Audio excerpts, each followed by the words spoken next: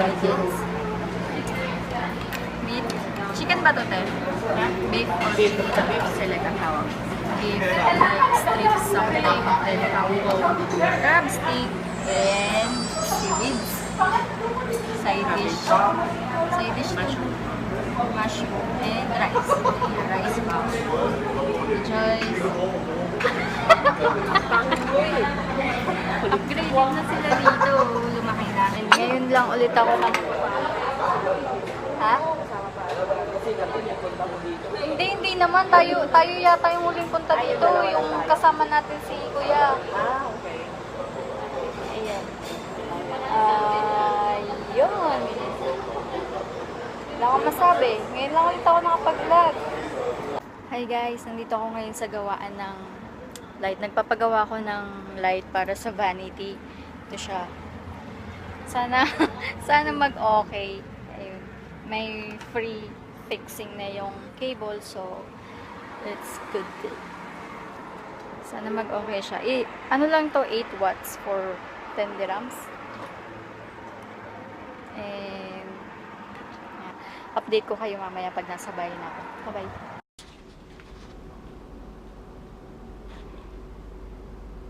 Basta siya.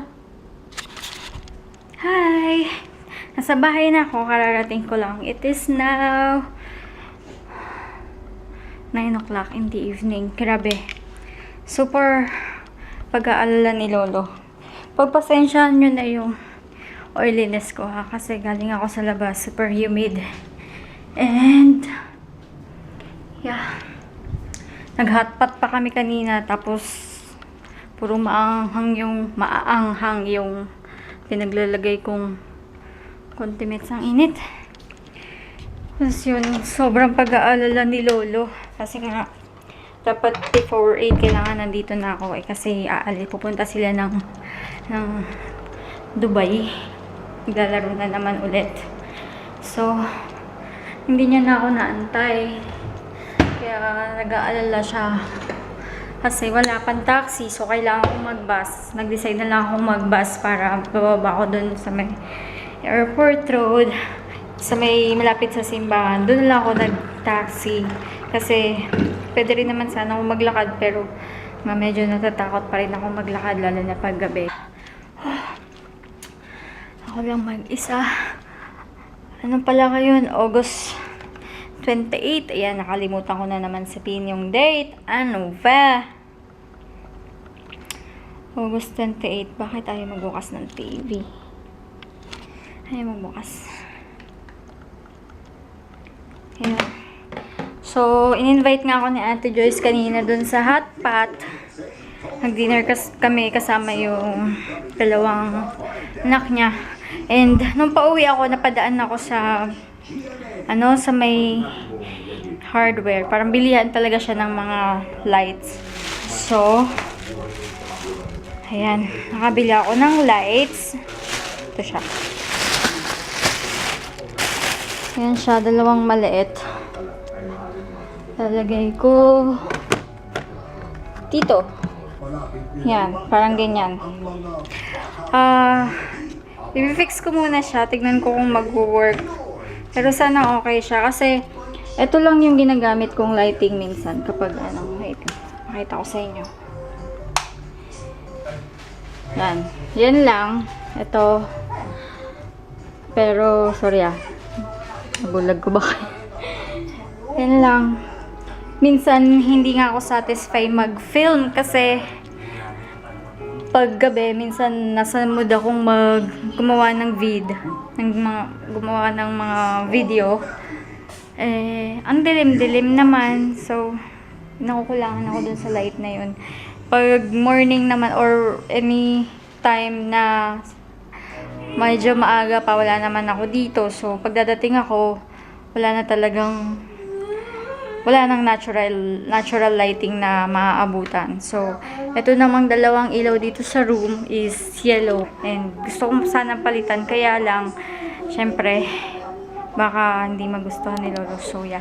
Ayusin ko lang muna. Isa-setup ko yung light. So, tingnan natin. Pakita ko sa inyo, guys. Okay.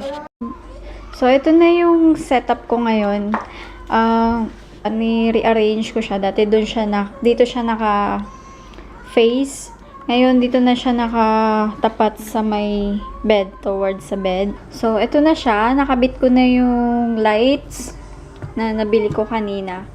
Yan, tamang-tama lang dun sa ito sa salamin.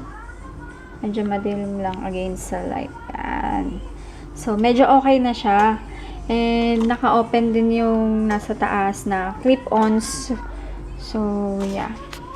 Dinikit ko lang siya dito sa may sa gilid, magkabila. Kinamitan ko ng dual adhesive. So, yan.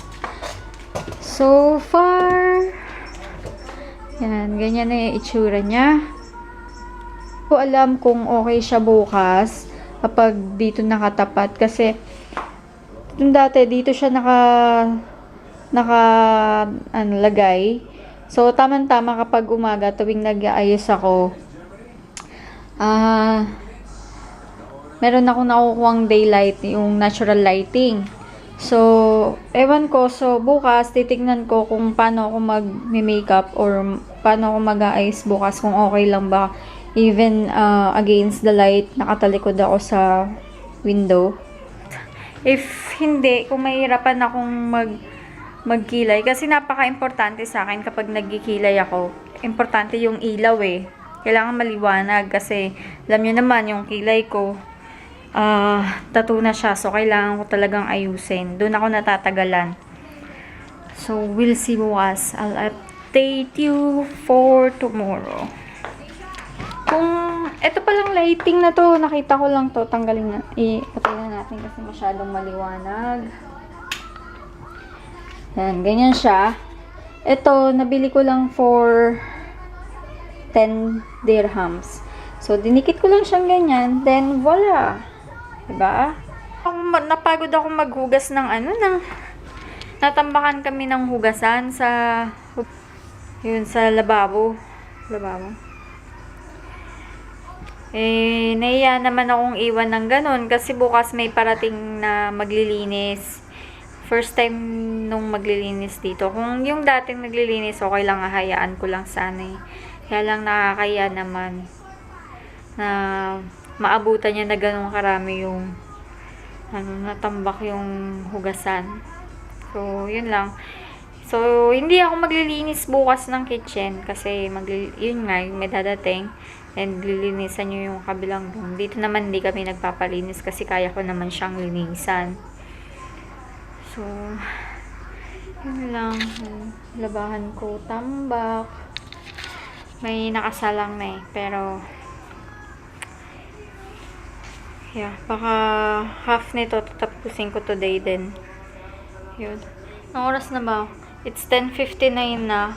Dumating na yung in-order ko kaninang bagong Wet n Wild na lipstick. Lang.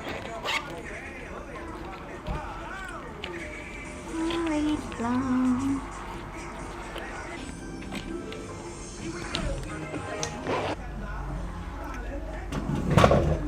Oh, ito yung dumating kanina na online. In-order ko lang din online yung yung kahuhugas ko lang kaya kulubot. So, Wet n Wild again. Yan. N13C.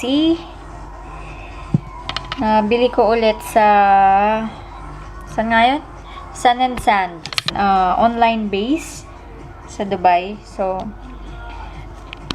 pakita ko sa inyo yung swatch. Ginamit ko na kanina eh. Talagang nakakainis lang talaga kapag ayan pag Wet n Wild na ganitong klase na lipstick, ayan sumasabi talaga siya pag ino-open. So, yung yung medyo brown, yan yung Sandstorm. Then yung coral shade, yun, yung carrot gold. Yan. First time kong nagkaroon ng coral shade na lipstick.